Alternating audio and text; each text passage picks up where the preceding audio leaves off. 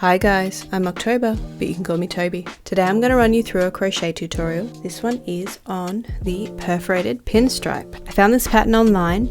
It was created by Meza Craft. You can find the free pattern that she designed on her website, which I will link below. She also has a YouTube channel which demonstrates this pattern and many other patterns that she has created and tried out, and it's very worth a watch. So I'll be running you through how to create this today, the pattern for this one. It's actually very simple, and the outcome is this gorgeous stripe with these openings throughout it, the perforations. So you can have it in a wider swatch like this one, the perforations are wider, or you can use some smaller hooks and create a more dainty swatch. Alright, let's have a look at the materials. The materials I used to make this today are Peyton's Baby Dreamtime Merino in 4-ply. This colour is like a denim blue. From the place I bought it, it's called Blue Jeans. The colour number is 4982. Got some scissors and a wool needle, of course, and 2 crochet hooks. So a 3.5 and a 4mm hook. You will need a hook that is 0.25 or 0.5 smaller than your main hook, just to do your chain. Let's get into it. So for your chain row, I'm doing 81. If you want to do a smaller amount, 26 is a good length to have a practice of this in.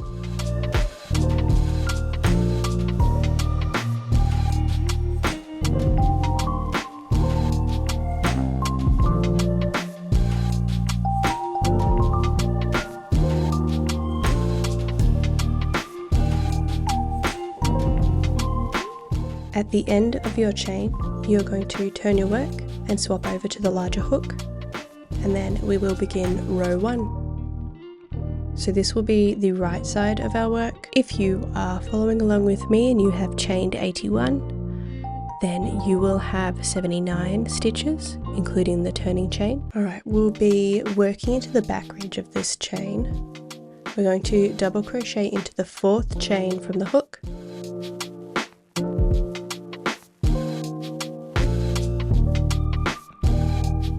and then do a double crochet into each chain following, making sure that we're going into the back ridge of the chain when we're doing these double crochets. If you chained 26, then you will have 24 stitches, including the turning chain.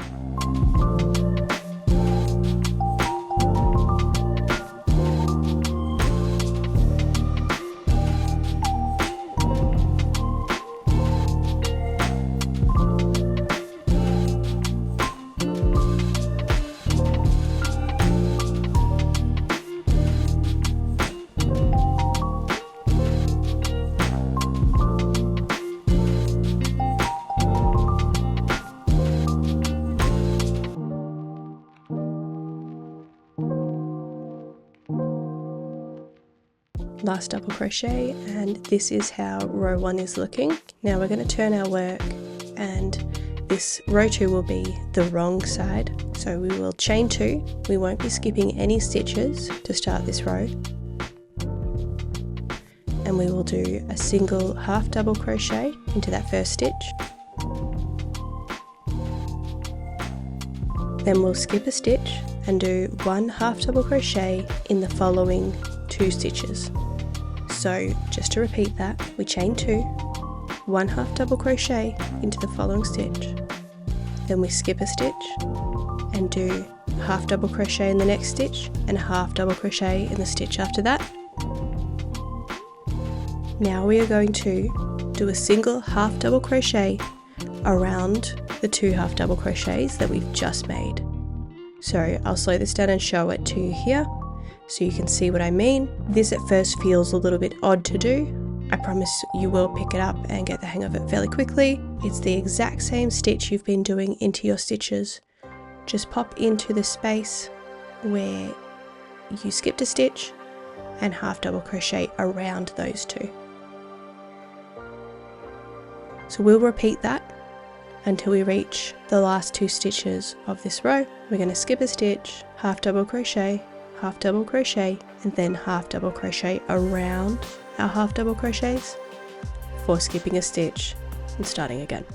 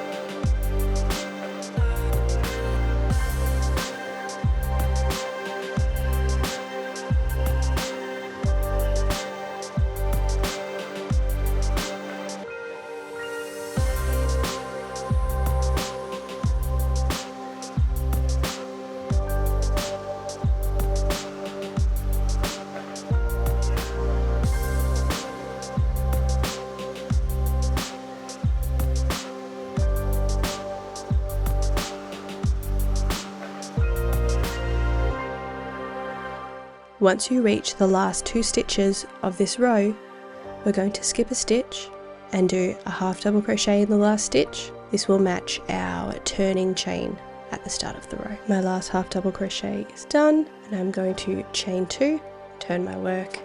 This is how rows 1 and 2 are looking. So from here out, we will have a chain 2 at the start of each round. We don't work into this chain and it's not counted as a stitch. Round 3, we are going to double crochet into the very first stitch. And then we're going to double crochet into the space we left in the previous row.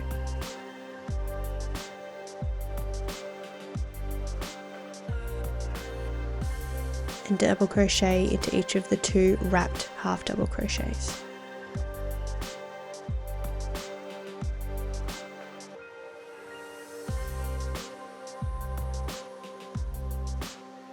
Just to repeat that, we do a double crochet into the very first stitch after chaining 2, we double crochet into the space that we made on the row below, and then we do a single double crochet into each of the 2 half double crochets in the row below. We'll repeat this all the way along until 2 stitches remain.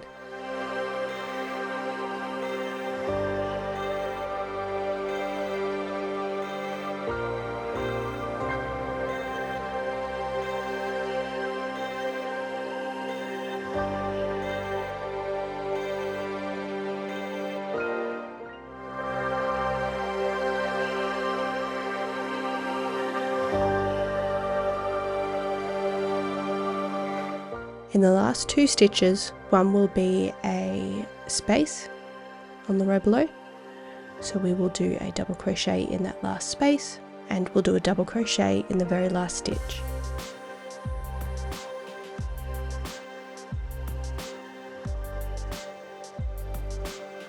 Then we'll chain 2 and turn. Here are rows 1, 2 and 3, so you can start to see the pattern forming here. Row 4, this will be on the wrong side again, so we'll do that chain 2 that I mentioned before. We do not skip any stitches, and we do a half double crochet into the very first stitch. We'll then skip a stitch, followed by a half double crochet in the next 2 stitches.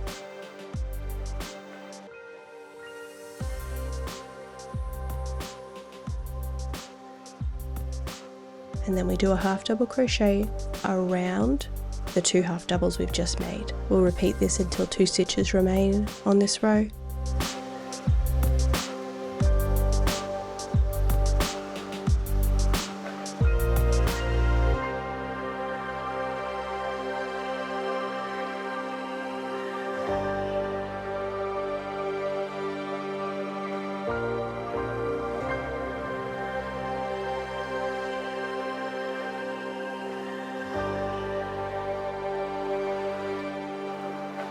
For which we will skip a stitch, and in the very last stitch we'll do a half double crochet to match the start of our row.